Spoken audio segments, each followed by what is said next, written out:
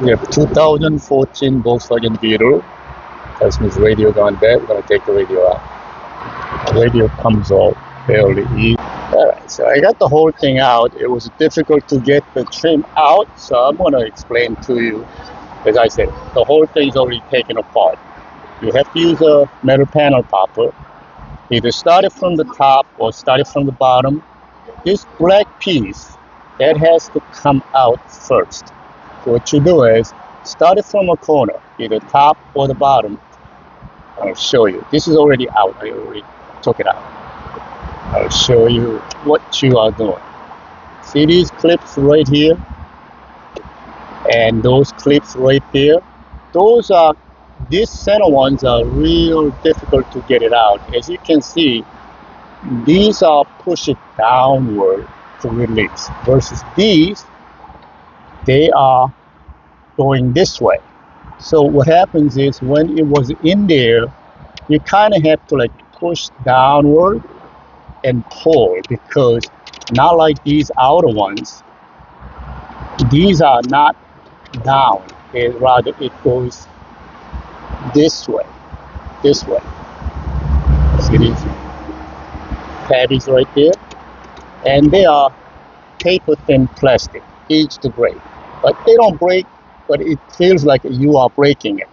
So once you have these outer ones out, and you kind of like wedge this one in between and push it downward to release, then you go down this corner, same thing, you push this tabby downward and release. So once you have them out, the bottom ones, either top or bottom ones, kind of comes off easy, because you already have either top or bottom will be out. So you just simply push up and release. And again, these center ones are really difficult to get it out, but it comes out. So once you have this trim out, the rest is fairly simple. The outer shell, this whole trim, no screws, it comes off. You just simply pry all around, and as I said, it's already out. So you take the whole thing out. So that comes out easy like this.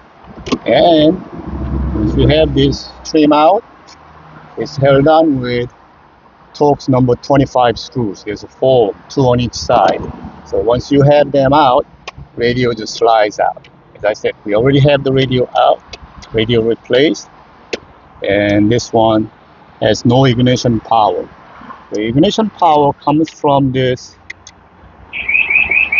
SWI-RC 1. For some reason, there is no ignition power coming out of here. So what we're going to do is, we're going to just grab the ignition from the fuse panel, and just going to shoot power right up here. This one, customer had this one, and this one. And that's supposed to be a CAN bus enabler, but for some reason it doesn't give us ignition, so we're just going to run the ignition wire. There is a 20 amp fuse under the dash, right on the middle. The yellow one, that's the ignition. We're going to tap onto that fuse. Be sure to put fuse on it on the car side like this. You don't want to go after the fuse, you go before the fuse, then you run the wire up to the radio for ignition power.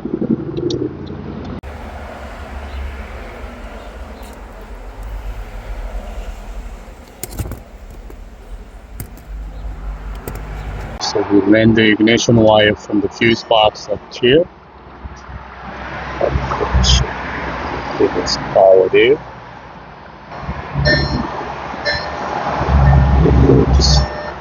The wiring is very simple. We also did a steering wheel control. I'll put it online, what goes what. There's interface harness, the antenna adapter. The wiring is very simple. You just match the color, green to green, blue to blue, red to red, yellow to yellow. Just match the colors. The only thing that you don't have is the ignition power, which is a CAN bus. So as I said, we ran the wire from the fuse box that gives us the ignition wire.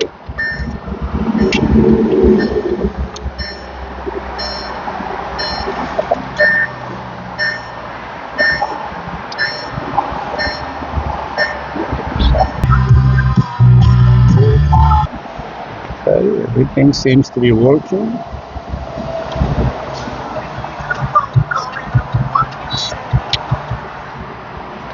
Let's put all the screws back in.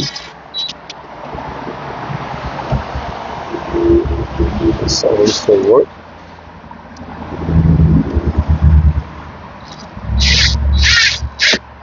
I don't know if that fuse is.